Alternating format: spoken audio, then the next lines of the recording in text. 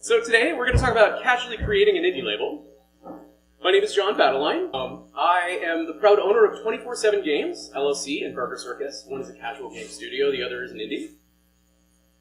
In 2010, I quit my job to chase a dream. I was having this stable corporate job and I decided to make video games. I could still hear my mother-in-law talking to me saying, "Can you get your job back?" But now I own and operate 24/7 Games, and I'm starting an indie label called Burger Circus. So throughout all of this, I came up with 3 principles of success. I like to call this the meat grinder of success because it's kind of like 3 bullet items that you can reproduce over and over again. The first one is pick a market, pick a keyword. Second is reskin, reuse, recycle. And then burst campaigning with your house ads. And then we're going to talk about reapplying these principles to the casual game market. So, 24/7 Games. We get about 10 million plus ad impressions daily. We've had several apps featured in the App Store, Google Play, etc. And we're the front page for a number of Google searches like solitaire, mahjong, poker, etc. Now, let me tell you a little story. When I was in college, I had one of those boring desk jobs. I tried Googling solitaire on my computer because they had uninstalled solitaire on all the machines at work. But no websites were available. At home after work, I made a solitaire game and put it online, and I showed it to all my friends who started playing at other jobs on their lunch breaks. But that's when I had a light bulb moment, which was people want to search for solitaire at their boring desk jobs. So I read a book, SEO for Dummies, and followed basic SEO principles. And after a little while, we got to the top of solitaire on Google. And as our audience grew, so did our market. So what I inadvertently did is I picked a market and I picked a keyword. The market was Google, the keyword was solitaire. And as you can see by this graph, we've had over 1 billion page views, 25 million users, and on an average session duration of about half an hour. So it worked out pretty well for us. And as you can see by this graph, this is the weekly flow of our solitaire traffic. Monday through Friday is the crest. Saturday, Sunday is the trough. So you can really see how our audience loves to play during the week. And through all this, I basically figured out picking a market and picking a keyword has several advantages. You start small. You don't start with a huge thing like games or some massive keyword that everybody's trying to get. I wasn't trying to get to the top of some app store or anything that's incredibly difficult to do and essentially just a luck contest. But by trying to get a small audience to start with, it allows you to springboard into larger keywords and effectively repeat this over and over again. More on that later. And there's a great tool for doing this. Google Trends. It's free, it's cheap, it's easy to use. Right here you can see the various traffic you can get between games, Sudoku, Solitaire, and Mahjong. And even though it looks like a tiny slice of the market, which it is, as an individual entrepreneur, it allows you to get just enough traffic in order to leverage into more useful things. So what I do now is I take an item that I know is successful, like Solitaire, and I compare it with other keywords that I think might be successful, like Mahjong and Sudoku. And I come up with trends like this. And this allows me to say, okay, well, now that I know that Solitaire produces X million searches a month, Mahjong produces a similar amount, Sudoku, etc., it allows you to hone in on the keywords that are valuable to use and allow you to get an audience. And this theory has led us to a number of successes. So right here is the traffic for 247mahjong.com. It has 12 million plus users. Has about 1/3 of a billion page views, etc. We're also number 1 for Sudoku on Google search. Similar success story right there. And basically, what I ultimately ended up doing is one day I asked a friend to search for solitaire, but she Googled spider solitaire. And it wasn't ranking for spider solitaire, even though this keyword got a ton of traffic. So what I did is that night I went home and I easily modified my solitaire code into spider solitaire code, added some new graphics, and put a new site online, cardgamespidersolitaire.com. And following the same basic SEO principles as before, the site gradually climbed the Google ladder. And as our site grew, so did the traffic. And I began to think, what other keywords can I conquer using this same code that I've created? And after that, we made various sites like Free Cell Solitaire, Wasp Solitaire, Scorpion Solitaire, etc. So the lesson I learned here was reusing your code is a very valuable way to conquer a number of different keywords. Code is expensive, content is not. It's really easy to take an engine and tweak a few variables in it, add some new content to it, and suddenly you have a whole new market space that you can expand to. And what I also learned is that there are things called corollary keywords, which are effectively just keywords that piggyback off of your original keyword. Things like Spider Solitaire and Free Cell Solitaire.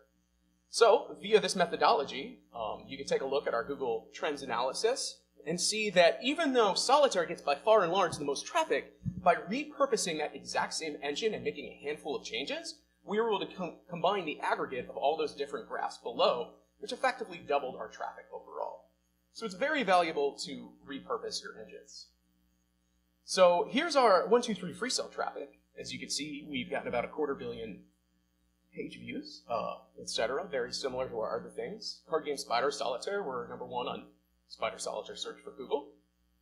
And the next thing I learned is it's really good to not only tweak your game engine, but to actually just create new content. So we have these Mahjong games, and eventually we decided to create seasonal variations of it. As you can see, each one of them has its own individual board. It's got different artwork, it's got a different seasonal trend. And what this allowed us to do was to create a number of different games very cheaply and easily, creating fresh, original content that people crave, while at the same time doing a minimum amount of work. So, what this led us to do is allow us to conquer various seasonal keywords. Right here you can see our traffic for Halloween Mahjong, how it spikes around the holidays. It's very important to get burst traffic like that. Summer Mahjong, similar story. And if you combine the two, you could see that, they kind of overlap.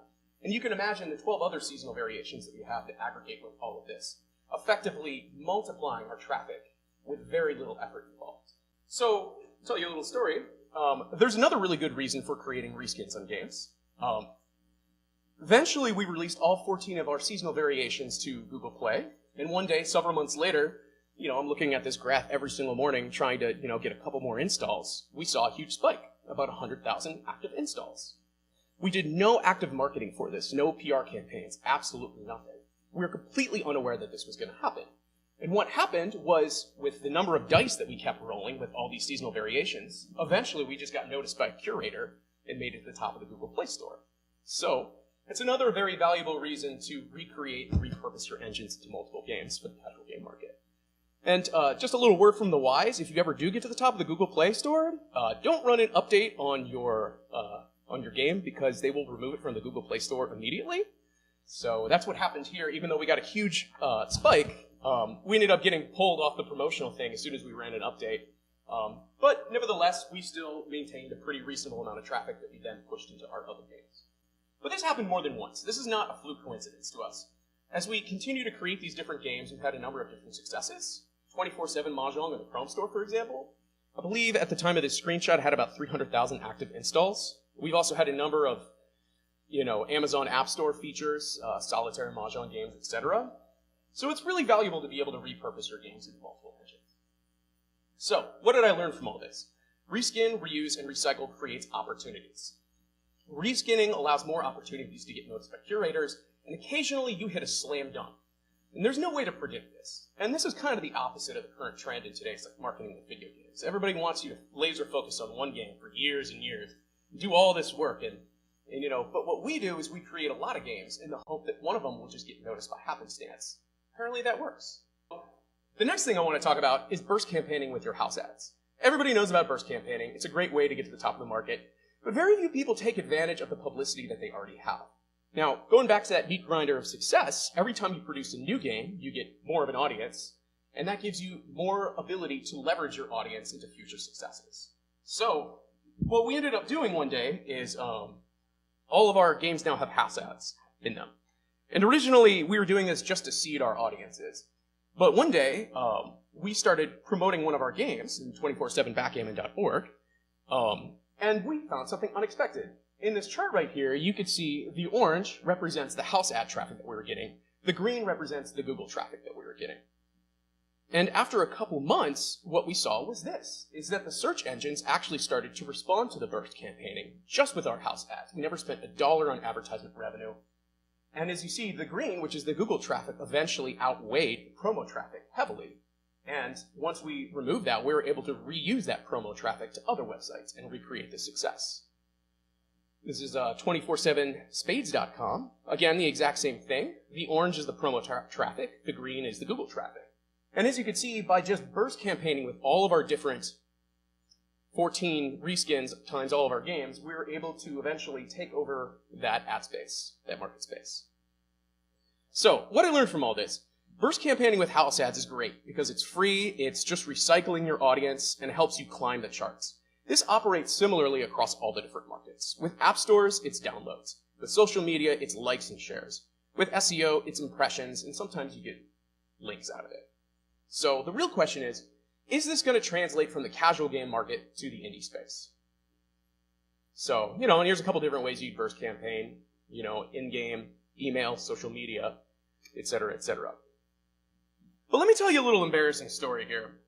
On my 29th birthday, I decided, well, actually, have you ever heard of the game Flappy Bird? Well, on my 29th birthday, that game got pulled off the market.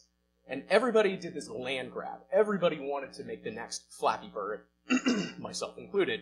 So I spent my entire 29th birthday grinding out this video game just to see if I can make it to the top. And what I found is I got an initial spike of publicity, as to be expected, but over time it waned down to nothing. This was effectively my first indie game experience. This is kind of me trying to do more traditional marketing, more like just trying to ride the wave of publicity. But what I discovered is that ultimately it had very little lasting power and wasn't exactly worth it, and I kind of wish I could get my 29th birthday back. The next attempt that I had was a game called Battagline. Almost an original concept. This guy still has traffic, and the thing that I learned from that is if you come up with a more original concept in an indie game market, something that's more inspired, it has more staying power with it. So after the publicity flare, obviously things dropped off, but over time it actually accumulated traffic, and to this day we're still getting it. So what does all this mean? What I'm trying to do now is I'm trying to disregard my old attempts at doing the indie game stuff, and I'm trying to repurpose my casual game strategies to the indie game market. These same concepts, pick a market, pick a keyword, etc., etc. And what this led was to the formation of my next company called Burger Circus, Raw Games Well Done. This, instead of being casual games, is for indie games. It's a different audience, and effectively we're starting from scratch. So the first thing I thought was, well, if it's important to have an inspired concept, I better come up with some concepts. So here's one concept I drew for a character. His name is Nacho Daddy. He's kind of like a corn chip running away from his children. A little play on words there. We have Dumpin' Donut, not the kind of guy you'd want to invite to your party. And we got another guy, Cracula, who's, well, pretty self-explanatory. So what I eventually came up with was a video game called Rogamon, which is effectively a roguelike monster catcher game. And I decided to focus on some keywords: retro, roguelike, RPG, Pokemon, things that I would have done for the casual games market. First step for this was to plug it into Google Trends and take a look at what's available. And as you could see, Pokemon, kind of the analog for the games market in this circumstance, gets a lot of traffic. And there's other keywords like retro, roguelike, and RPG, which get a similar slice of traffic beneath it. What did I learn from this? The important keywords in this were retro and RPG. I also learned that Pokemon is too competitive. That's the big fish you don't want to go after. And roguelike, probably too small. So, long story short, I'm trying to capture the smaller indie keywords in this circumstance. Now, the next thing I learned is I've been attending a lot of these showcases. This is a picture of us at MagFest 16. I've also been at South by Southwest and a handful of other ones. And just by getting basic consumer feedback, I've learned that a lot of people really like our game Rogamon, but the biggest thing they like about it is the combat engine. And so what I started thinking is, like, how can I repurpose this combat engine into other games that I can recycle, similarly like I did in the casual games market? So we've started drawing up concepts for a sci-fi themed game using the Rogamon combat engine. We've got a zombie game that's coming out soon, and we've got a handful of other ones that are coming out. Obviously, you want to get the fantasy market, you want to get the gore market, you want to get the sci-fi market. And effectively, you're just multiplying, the products that you're creating and trying to get as many dice rolls as you can. So, these are our concepts, sci-fi, zombie, etc. Our goal is to capture additional keywords, but the dream is if you produce enough of these, eventually one of them might get picked up, and you might get to the top of a Play Store, and you might actually get a ton of traffic that way. So, the next step is we're going to start burst campaigning with our house ads, trying to basically recreate the success in the indie game market. This is just a brief graph. Everything that we're doing right now is very incipient. We're just starting it out. But as you can see, I'm trying to repurpose the Battagline traffic that I've held on to try to get some initial traffic for Rogamon. And so we've managed to use this to do some A/B testing. It's super important to have a little bit of traffic as opposed to no traffic. So even though we're starting from scratch, well, we technically had a couple hundred people that we were going with. And what I've learned so far is that you can get traffic from casual to indie markets, but not a ton. And also what I've learned so far is that using these A/B testings, we're trying to maximize the conversions from our players into regulars. So our goal at this point is, after I just recently released Rogamon, we've had about 15,000 plays on it so far. I'm trying to capture just a thin slice of that audience as regulars so that I could leverage that into house ads for the next game. And effectively using the same strategy as the casual games market, I'm going to reskin, rinse, repeat, and do the exact same thing over and over again with the same engine. So what does this all mean? This is my opinion. Paid advertisements are getting more expensive over time for both the web and mobile. I believe as the market gets more and more saturated, the traditional means of advertisements are going to become harder and harder to attain. House ads, I believe, are going to be essential to succeeding because it's effectively repurposing your audience into the next game over and over again. And I think that as time goes on, those with an audience are going to find it easier to expand, and those without an audience are going to find it more and more expensive and risky to try to get their games out there and succeed. So I believe that growing an audience now is essential before it's too late. So, if you follow these guidelines, the 1, 2, 3 meat grinder of success, pick a market, pick a keyword, you'll start to build a small audience. You'll get that initial ice cream scoop of people in your corner. And if you reskin, repurpose, and recycle, goal number 2, you'll rapidly create a lot of products. And every single one of those products will allow you to gradually accumulate an audience. And hopefully, occasionally, you're going to hit a slam dunk and get a ton of users. And the idea is that this will have an upward spiral effect. Every single game you make will make it easier to repurpose the next game and keep making more and more money. So, obviously, a lot of this is still in progress. Unfortunately, the final version of my slides is on my computer over there, so I can't show you the data that I've gathered so far. But if you'd like to learn more about what I've figured out so far after our release of Rogamon, feel free to keep in touch and talk to me later. Obviously, facebook.com/BurgerCircusLLC, and hit me up. You're reskinning a lot of things. Have you ever been contacted by one of the large branded ICP people, like a Syrah company, and says, hey, would you like to reskin your Mahjong using our IP, and we'll give you a large check, and then you just run the domain for us? Yeah, all the time, actually. People are constantly asking if they could put our IPs on their websites, or if we can modify our engine in order to do it. But quite frankly, it's just so much easier to reskin the content and keep making games that it's not even really a temptation. What's been the biggest challenge for you in kind of going through all this, and what have you learned the most out of this whole process? I mean, the biggest challenge is always starting from scratch. And the biggest challenge is also pouring your heart and soul into a product that ultimately is destined for mediocrity. And so it's hard, but, ultimately I think making video games is a numbers game, and once you get into that frame of mind, it gets a lot easier for me. So I guess really the biggest challenge has been accepting that and working with it. Can you talk about your transition from, maybe the beginning days of just quitting your job, starting out in the indie studio to where you are now? What's been that journey like, and how have you seen maybe your approach change? Absolutely. That's a really good question. Well, like I said, I started, at my corporate desk job. I just wanted to play something that I found interesting. And initially, I was laser focused on trying to get to the top of the solitaire keyword search. But after you quit your job and you realize that 100% of your revenue is tied to a single intellectual property, there's almost this panic attack that sets in where you're like, oh, it's 2010. Oh, worst time to quit my job. And really what I ended up doing was just throwing as much stuff at the fan to see what would stick, And I guess really what I learned is that that's not a bad strategy, just throwing it at the fan and seeing what would stick. But yeah, good question. What about international keywords? You've focused on English and American sort of keywords. Are there similar techniques you can use in different countries? That's something that we're eagerly looking to expand into as of right now. There are some keywords that just inherently translate across cultures. Like if you Google search Mahjong in Mexico, then it'll actually still come up there. But yeah, like, you know, we own a number of domain names like Je du Solitaire and et cetera, et cetera. And right now we're trying to fill up as much as we can in the English-speaking keywords, and then we're going to try to basically metastasize into those other markets. How large is your company, and what's your current income? I get about 10 million ad impressions daily. You could do the math there. And we run a studio of 4 people.